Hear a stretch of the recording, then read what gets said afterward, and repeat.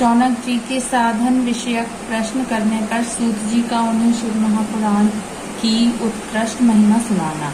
श्री शौनक जी ने पूछा, महाज्ञानी सूत जी, आप संपूर्ण सिद्धांतों के ज्ञाता हैं। प्रभु, मुझसे पुराणों की कथाओं के सार तत्व का विशेष रूप से वर्णन कीजिए। ज्ञान और वैराग्य सहित भक्ति से प्राप्त होने वाले विवेक की वृद्धि कैसे होती है तथा साधु पुरुष किस प्रकार अपने काम, क्रोध आदि मानसिक विकारों का निवारण करते हैं। इस घोर कली काल में जीवन प्रायः आसुर स्वभाव के हो गए हैं। उस जीव समुदाय को शुद्ध दैवी संपत्ति से युक्त बनाने के लिए सर्वश्रेष्ठ उपाय क्या है? आप इस समय मुझे ऐसा कोई शाश्वत साधन बताइए जो कल्याणकारी वस्तुओं में भी सबसे उत्कृष्ट एवं परम मंगलकारी हो तथा पवित्र करने वाले उपायों में भी सर्वोत्तम पवित्र कारक उपाय हो, ताकि वह साधन ऐसा हो जिसके अनुष्ठान से शीघ्र ही अंतःकरण की विशेष शुद्धि हो जाए तथा उससे निर्मल चित्त वाले पुरुष को सदा के लिए शिव की प्राप्ति हो जाए। श्री सूत जी ने कहा, मुनि श्रेष्ठ शौनक, तुम धन्य हो, क्योंकि तुम्हारे हृदय में पुराण कथा सुनने का विशेष प्रेम एवं लालसा है। इसलिए मैं शुद्ध बुद्धि से विचार कर तुमसे परम उत्तम शास्त्र का वर्णन करता हूँ। वत्स, वह संपूर्ण शास्त्रों के सिद्धांत से संपन्न भक्ति आदि को बढ़ाने वाला तथा भगवान शिव को संतुष्ट करने वाला है। कानों के लिए रसायन अमृत स्वरूप तथा दिव्य है, तुम उसे श्रवण करो। मुनि, वह परम उत्तम शास्त्र है शिव पुराण, जिसका पूर्व काल में भगवान शिव ने प्रवचन किया था। यह काल रूपी सर्प से प्राप्त होने वाले महान त्रास का विनाश करने वाला उत्तम साधन है। गुरुदेव व्यास ने सनत कुमार मुनि का उपदेश पाकर बड़े आदर से संक्षेप में इस पुराण का प्रतिपादन किया है।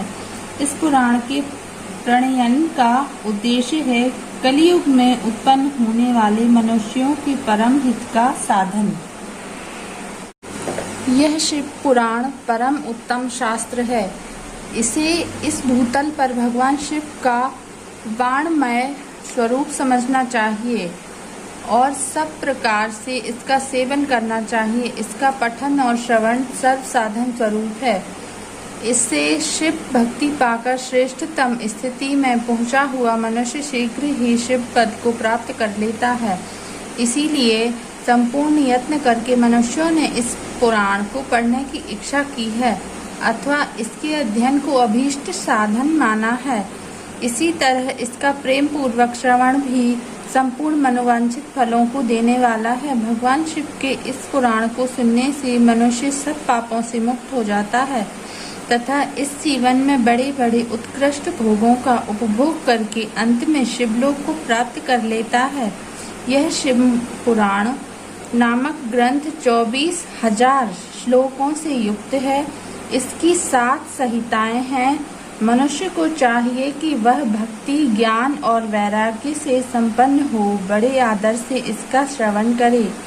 7 संहिताओं से युक्त यह दिव्य शिव पुराण पार ब्रह्म परमात्मा के समान विराजमान है और सबसे उत्कृष्ट गति प्रदान करने वाला है। जो निरंतर अनुसंधान पूर्वक इस शिव पुराण को बाँचता है अथवा नित्य प्रेम पूर्वक इसका पाठ मात्र करता है, वह पुण्य आत्मा है। इसमें संशय नहीं है। जो उत्तम बुद्धि वाला पुरुष अंत काल में भक्ति पूर्वक इस पुराण को सुनता है, उस पर अत्यंत प्रसन्न हुए भगवान महेश्वर उसे अपना पद धाम प्रदान करते हैं। जो प्रतिदिन आदर पूर्वक इस शिव पुराण का पूजन करता है, वह इस संसार में संपूर्ण भोगों को भोगकर अंत में भगवान शिव के पद को प्राप्त कर लेता है।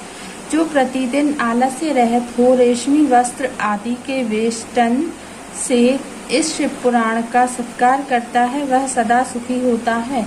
यह शिव पुराण निर्मल तथा भगवान शिव का सर्वस्व है। जो इहलोक और परलोक में भी सुख चाहता हो, उसे आदर के साथ प्रयत्न पूर्वक इसका सेवन करना चाहिए। यह निर्मल एवं उत्तम शिव पुराण धर्म, अर्थ, काम और मोक्ष रूप चारों पुरुषार्थों को देने वाला है। अतः सदा प्रेम पूर्वक इसका श्रवण एवं विशेष पाठ करना चाहिए।